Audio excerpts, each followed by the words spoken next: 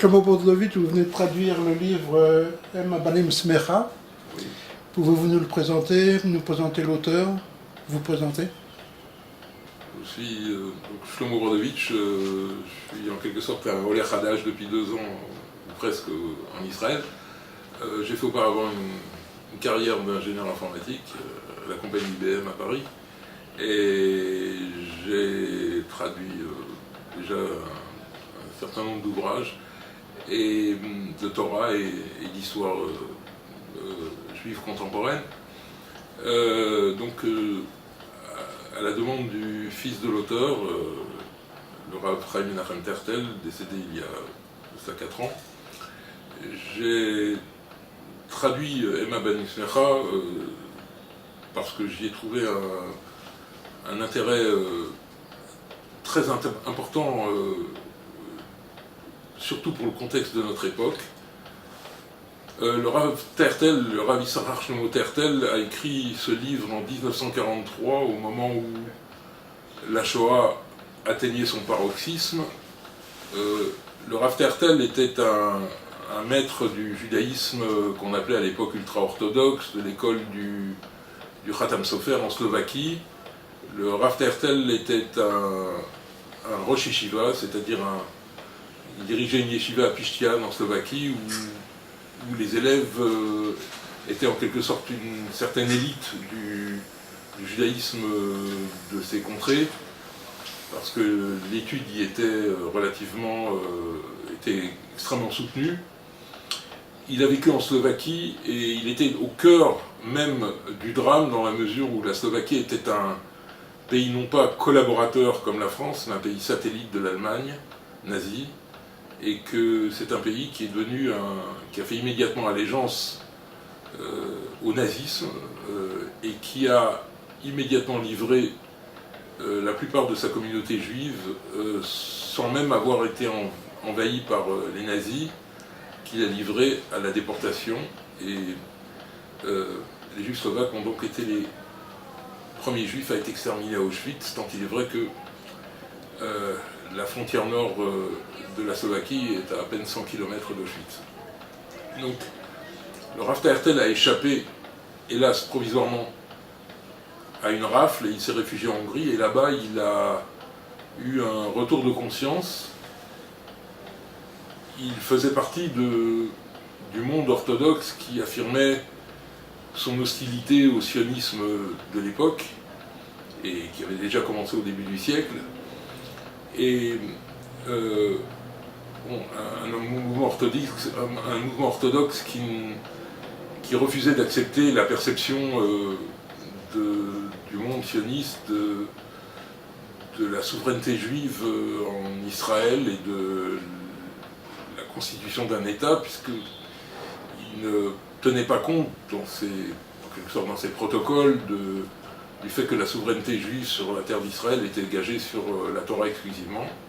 d'où son hostilité qui allait d'une indifférence aux critiques assez virulentes. Le Rav Tertel, à ce moment-là, a repensé en quelque sorte beaucoup de ce qu'il avait puisé auprès des plus grands maîtres de son époque, et il a décidé d'écrire un livre à la gloire d'Eretz Israël, et un livre qui entendait tempérer l'attitude du mouvement ultra-orthodoxe à l'égard des pionniers qui, à l'époque, avaient construit ce qu'on appelait le Yishuv et qui étaient en train de rebâtir Eretz HaKodesh, la Terre Sainte. Il dit qu'il ne convient pas de les condamner systématiquement, et que le fait qu'ils n'observent pas la Torah et les mitzvot et qu'ils soient en quelque sorte un peu étrangers à la pratique n'est pas leur faute à eux, mais la faute essentiellement de l'esprit, disons, de la culture séculaire dont ils ont été nourris dans les pays d'exil. Mais qu'en revanche, ils ont une grande abnégation pour la terre, même s'ils n'ont pas conscience de la valeur sainte de la terre, de son caractère saint conféré par la Torah. il ne faut pas les condamner parce que l'histoire consacrera leur œuvre et qu'au contraire, on a le devoir de les aimer, et il dit que les juifs du monde orthodoxe ont une vocation de, non pas seulement comme tous les autres, de faire l'Aliyah, mais aussi de faire l'Aliyah afin de rapprocher les juifs qui n'ont pas la Torah, ou chez qui la ferveur a été estompée par l'esprit, en quelque sorte, de la culture galoutique, et de les ramener à la Torah. Ce livre, par-delà la cause qu'il défend et les arguments qu'il déploie, est une formidable exaltation de la valeur de la terre d'Israël. C'est probablement, par-delà tout enjeu politique ou non politique, c'est probablement le plus beau livre qui ait jamais été écrit à la gloire d'Eretz Israël, mais cette fois-ci attesté par tout l'horizon de la tradition juive, depuis les écrits bibliques, prophétiques, talmudiques, les écrits de la Kabbale, du chassidisme, des codes de loi. Enfin, le Rav Tertel avait une culture de notre patrimoine de Torah assez impressionnante, dans la mesure aussi où il faut se rappeler qu'il a écrit cet ouvrage tapi dans un refuge à Budapest, où il avait réussi à s'enfuir, et tout ceci sans l'aide d'un seul ouvrage quasiment, puisqu'il était démuni de tout. Il n'avait pu emporter qu'une paire de tefilines alors qu'il en mettait deux, et même pas un talit et un gartel, c'est la ceinture de prière. Et cet homme-là a écrit un ouvrage prodigieux à la gloire d'Eretz Israël. Il invite dans ce livre les Juifs à se défier des pays de l'exil, parce qu'il dit que même si, après la guerre, on leur manifestera certainement beaucoup de compassion, ça ne durera pas. Que les Juifs un jour ressentiront la haine des pays d'exil qu'ils sont en train de vivre au cours de la Shoah, que toute la contribution que les Juifs ont fait aux sociétés qui les avaient accueillis et émancipés leur est actuellement renvoyée à la figure, et qu'elle le sera encore par la suite. Et il invite tous les Juifs à considérer Israël comme leur seul foyer, comme la mère qui attend ses enfants, en quelque sorte. Emma Bani Snecha, c'est un verset des psaumes. Et il adresse ce livre à ceci de particulier, c'est qu'il s'adresse à la fois aux Juifs religieux et aux Juifs qui ne le sont pas, et qui, dans l'esprit de l'auteur,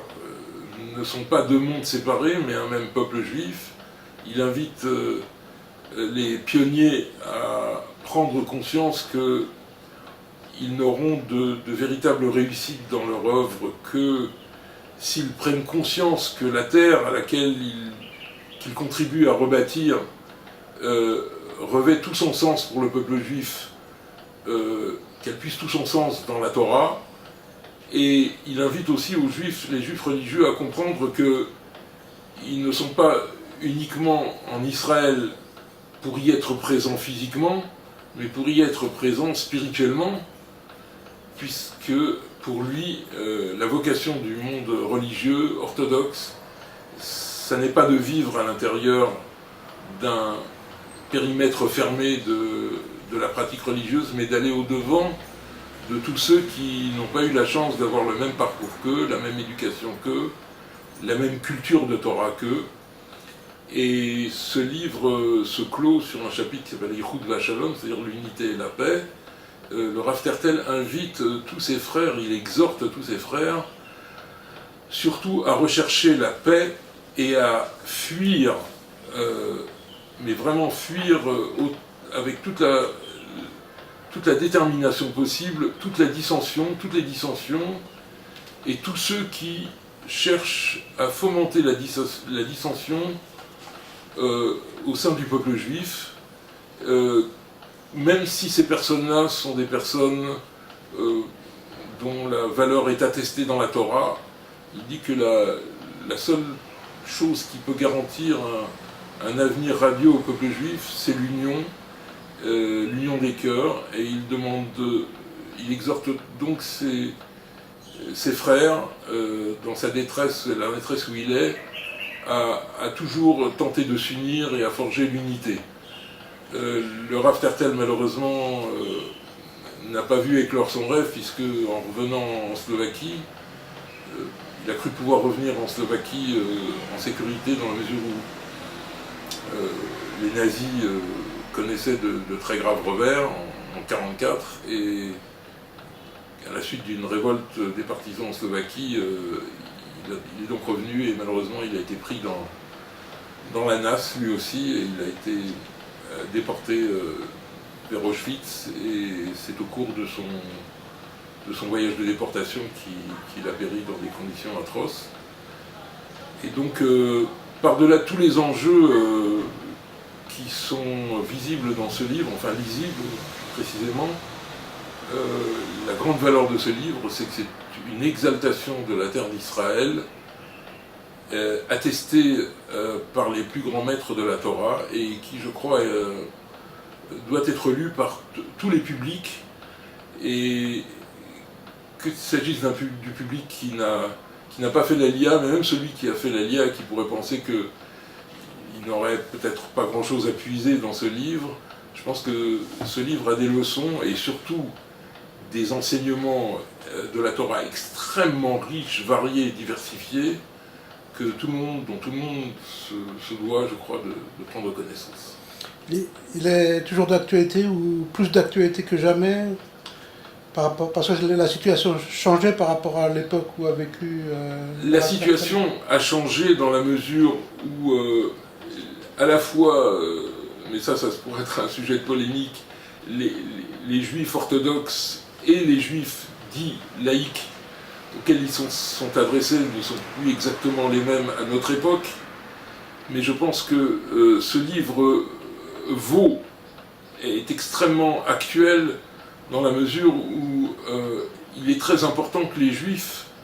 aiment Israël, non pas parce que c'est notre pays, et qu'il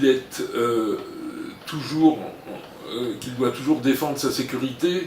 et aujourd'hui peut-être plus qu'avant, parce que si avant le pays avait des guerres à livrer, maintenant le pays d'Israël, les ennemis d'Israël ont trouvé une stratégie qui consiste à délégitimer son existence même, alors qu'elle avait été attestée par les nations il y a 70 ans. Et donc chaque juif peut trouver dans ce livre le véritable fondement de l'amour qu'on doit avoir pour ce pays, et non pas uniquement à titre de soutien identitaire et politique, mais au titre de ce que la Torah confère de sainteté et de valeur, puisque, encore une fois, et c'est l'objet d'un chapitre du Rav Tertel,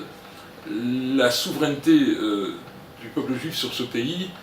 n'est pas gagée sur l'acception des nations de donner un foyer au peuple juif, mais parce que la Torah nous l'a conféré en tant qu'héritage, et le Rav Tertel lui-même précise qu'il n'est pas de possession plus légale et plus indiscutable que celle d'un héritage, puisqu'une transaction peut toujours être contestée sur ses modalités et sur la façon dont elle a été effectuée, alors qu'un héritage, c'est une possession implicite, c'est une possession qui ne peut pas être contestée, puisqu'elle vient des parents. Donc il est intéressant de lire